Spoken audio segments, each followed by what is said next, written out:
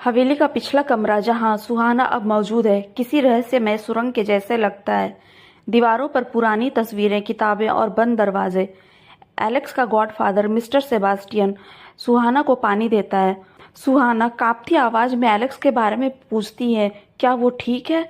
Mister Sebastian एक पल के लिए चुप रहता है, फिर कहता है, वो जानता था कि अगर वो आज रात आया तो खतरा होगा, लेकिन उसने फिर भी तुम्हारे लिए यह खतरा चुना।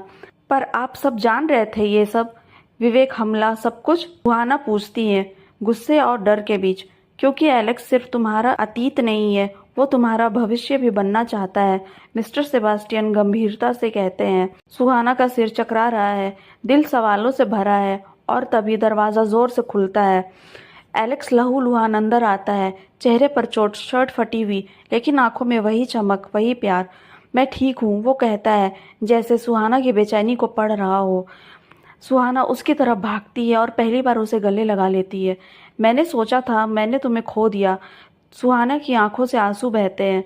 तुम्हें खो देने से बेहतर है मर जाना, एलेक्स धीरे से कहता है। लेकिन तभी मिस्टर सेबास्टियन बोलते हैं, हमें जल्दी करना होगा। विवेक अभी भी आसपास है और वो अब और भी ज्यादा खतरनाक हो चुका है। तीनों नीचे उतरते हैं। सुरंग अंधेरी और ठंडी है, लेकिन जैसे ही तीनों अंतिम दरवाजे के पास पहुंचते हैं, विवेक सामने खड़ा होता है। अब उसके चेहरे पर घाव है, पर आंखें पागलपन से चमक रही हैं। तुम्हें नहीं जाने दूंगा, वो चिल्लाता है। तुम मेरी थी, मेरी रहोगी। एक गोली चलती है। सुहाना चिल्लाती है, नहीं, पर गोली किसी को नहीं लगती। मिस्टर सेबास्टियन ने विवेक की ओर बंदूक तान दी।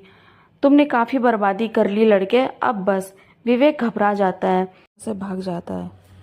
एलेक्स धीरे से सुहाना के पास आता है। अब सब ठीक है, अब मैं हूँ और सिर्फ तुम। सुहाना का दिल अब साफ देख सकता है, जो अजनबी रात में मिला था वो दरअसल वही इंसान था जिससे उसकी रूह जुड़ी हुई थी। 1 साल बाद सुहाना और एलेक्स एक छोटे से पहाड़ी कस्बे में रहते हैं। एक प्यारा सा घर, ढेर सारा सुकून और एक नई शुरुआत। चाय पीते हुए एलेक्स मुस्कुराता है, अगर उस रात तुम मास्करेड में नहीं आती तो क्या होता?